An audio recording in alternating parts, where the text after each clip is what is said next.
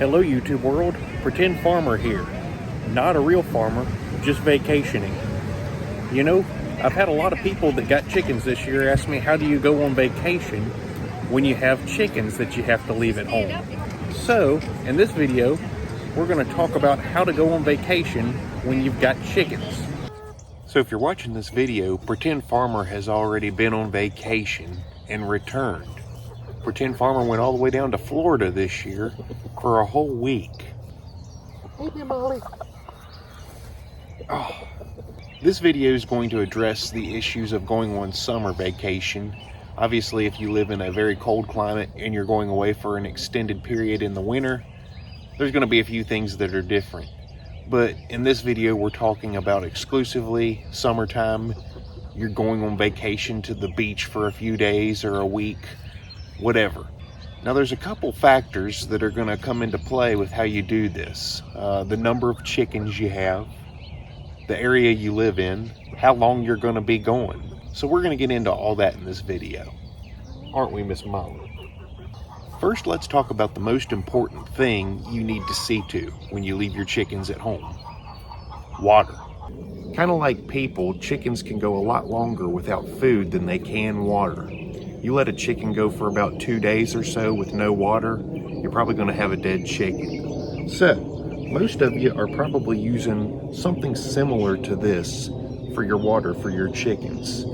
If you've got about 4 or 5 chickens, a waterer like this will probably last them about 2 days.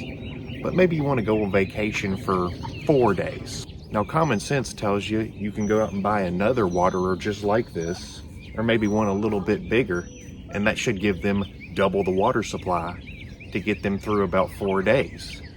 But even if you're gonna do that, Pretend Farmer would still recommend getting something like this. You know, these rubber flexible pans you can get at Tractor Supply or any farm store just about. They're almost indestructible. They last a long time.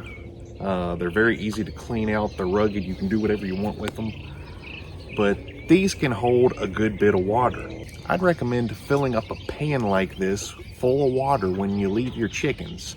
And that way, even if they do have enough water in their hanging waterers, or whatever kind of waterer you have, they've got backup water. And that's important because sometimes these can get knocked over or knocked off, whatever you got them hanging on. They might spill, they might get a crack in them and all the water leak out. You don't want to have a catastrophe like that and then your chickens be left with no water at all. So filling up one of these as a backup, you know, it's all about having a backup plan. You want to have extra reserve water. Even if you don't want to go out and buy a tub like this, fill up some Cool Whip containers, any kind of dishes you can have, so that you have multiple water sources in your run to ensure your chickens stay hydrated while you're gone. Now for food, most of you are probably rocking a feeder similar to this. Now this is a 15-pound hanging galvanized feeder. And the rule of thumb for chickens as far as what they eat is about 4 ounces of food per bird per day. So simple math is if you have 4 chickens, you're gonna deplete about a pound of food a day for those 4 birds, which means a feeder like this will last about 3.5 days until they've depleted it. Well, let's say you're going on vacation for 4 or 5 days and you know this isn't going to be enough. Well, kind of like with the water, you need to have a way to give them extra. So you can hang out another feeder, or like with the water, put out one of those rubber pans, fill it with some feed. More than likely, if you're leaving your chickens, they're not going to be free ranging, they're going to be confined. So you need to make sure they have enough food based on that calculation and the number of birds you have, so that you're not going to come home to chickens that are starving. So the best thing to do when you're leaving your chickens is to find somebody that you can trust, whether they be a neighbor or a friend or a family member. Somebody that can look after your chickens, preferably somebody that doesn't live too far away. And the reason I say somebody you can trust is because if your neighbor or friend or family member is an alcoholic and they're going to be passed out at the time they need to be putting away your chickens, well then they're probably not going to be much help to you. What's really cool is you don't even have to find a chicken owner or somebody that knows anything about chickens to take care of your chickens. Because you probably figured out by now, chickens are not that hard. And there's a lot of people that would be thrilled just to have the experience of saying they took care of chickens for a little bit while you were gone. They actually would be excited by this. And if you throw in some eggs, tell them they can keep whatever eggs they pick, that kind of sweetens the package a little bit too. So don't really be afraid to approach your neighbors, even if they're not farm people or they don't have animals or chickens. They might love to be approached and asked to watch your chickens. So you might be asking yourself, well, okay, pretend farmer, you've got 26 chickens. How in the world did you go to Florida for a week and provide them with all that food and water that they consume?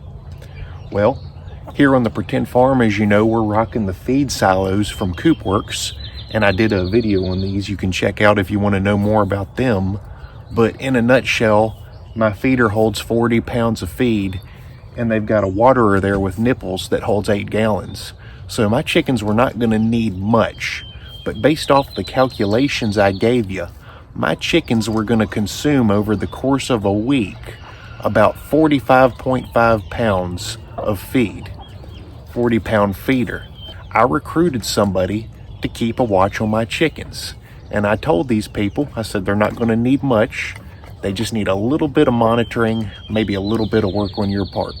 So what Pretend Farmer did was I set a 5-gallon bucket with a lid on it that fits real tight in the corner of the run, and that allowed them with enough extra feed to top off the feeder and give them those extra couple pounds until the Pretend Farmer got back home from vacation. Same thing with water. You put a bucket of water out, fill it up, they can top off the water. And that was really as simple as watching my chickens was. I cleaned the coop before I left, so none of that had to be done over the course of a week. And I told them, I said, you can keep any eggs that you pick. And when you got this many chickens, they scored some serious eggs. We got an egg in there getting laid right now. And I told him, I said 9-10 eggs a day is about what you're going to pick. So, you know, this person was thrilled to be able to come pick all those eggs and just top off my food and water as needed. And things went very smoothly over the course of a week. I was even able to get them to free range my chickens throughout the day. And that was kind of risky since nobody was here to watch them, but it got my chickens out of the run. They were able to do their normal routine. They didn't even need to eat as much feed because they were out in the yard most of the day. And, you know, this person let the chickens out in the morning, put them away at night, gathered the eggs, and I think they had to fill up the feed and the water maybe one night just to get them through that last 2 or so days. So very easy job for them. They got eggs out of the deal, and Pretend Farmer knew that his chickens were being well taken care of while he was gone.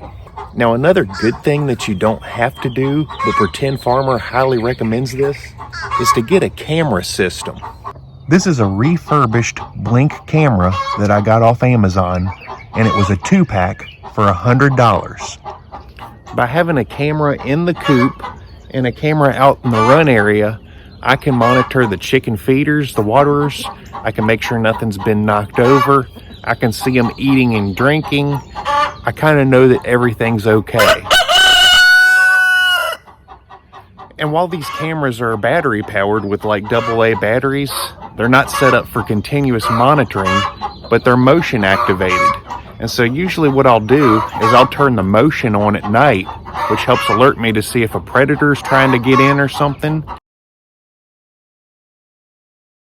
And then in the daytime, I'll deactivate.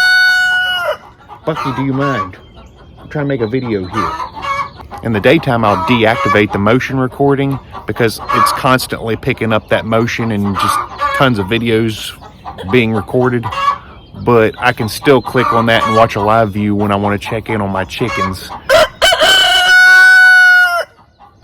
Just to make sure they're still crowing and that their water, their food, everything's staying intact, they're happy. This could be especially important if you have one of those automatic chicken doors. Maybe the door fails to open. You don't want your chickens getting locked in their coop or anything like that. So having a monitoring system or just a way to check in on your chickens, especially if you don't have anybody looking after them, I highly recommend that. It's a good peace of mind, and it's kind of fun to watch your chickens when you can't be there to play with them. Isn't that right, guys? Another thing I did, since I normally clean out the coop about twice a week this time of year, going to be going a whole week, I didn't want to ask anybody to do that for me. So I simply just doubled up on their bedding. Instead of a layer of pine shavings about that deep, I made them about that deep, just to ensure that all the extra litter was going to kind of have a place to go, and that the floor was not going to be covered with their own crap. The cleaner you can keep it in there, the better, and the more bedding you have, the more litter that it can handle. So that's a good little tip for you there. Until next time, this is the Pretend Farmer reminding you to feed your chickens some watermelon, because it truly is one of their favorite summer treats on a hot day. And we hope that you can go away on a little vacation this summer, even if it's just for a day or two, and leave your chickens at home knowing that they'll be okay if you follow these few steps.